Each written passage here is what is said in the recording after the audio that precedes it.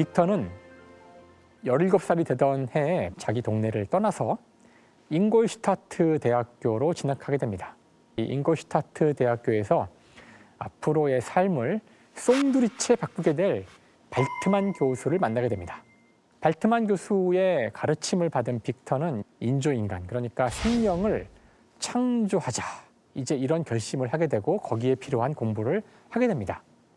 자, 빅터는 도대체 어떤 종류의 과학을 공부했길래 이런 결심을 할 수 있었을까요?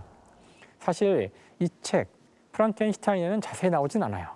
하지만 생물학의 역사를 좀 따라가다 보면은 이때 빅터가 어느 정도의 생물학 지식을 알게 되었는지 짐작해 볼 수 있을 것 같거든요. 그래서 한번 잠깐 생물학의 역사를 훑어보겠습니다.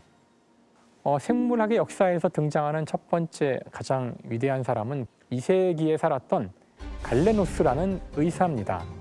갈레노스는 해부학, 생리학, 진단법, 각종 치료법 이런 굉장히 많은 업적을 남겨서요. 이 이후에 거의 1000년 넘게 아주 오랜 기간 동안 유럽의 의학을 거의 다 만들었다고 할 수 있는 사람이죠.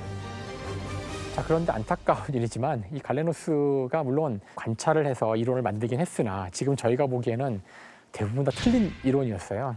예를 들어서 사람의 혈액 안에 영혼의 요소가 있다고 착각을 하게 되는데요. 그래서 혈법이라는 거잖아요. 병든 사람이 있으면 때로는 피를 뽑아내서 그 치료를 하기도 하고, 그러다 보니 갈레노스를 따라서 치료를 했던 의사들 때문에 수많은 사람들이 죽었죠. 이 갈레노스의 의학이 제대로 된 의학으로 바뀌기 위해서는 16세기가 되어서야 가능한데 16세기가 되면은 그나마 인체를 해부해서 연구를 하기 시작한 의사이자 과학자였던 베살리우스가 나옵니다.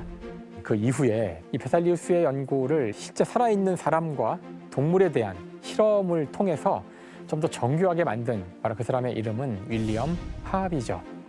해부를 통한 연구를 통해서 인간의 혈관과 심장의 작동 원리를 밝힙니다.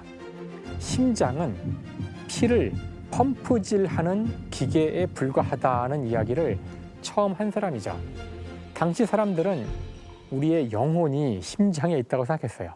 그래서 이 하비의 결과를 받아들이지 않고요. 굉장히 싫어했다고 합니다.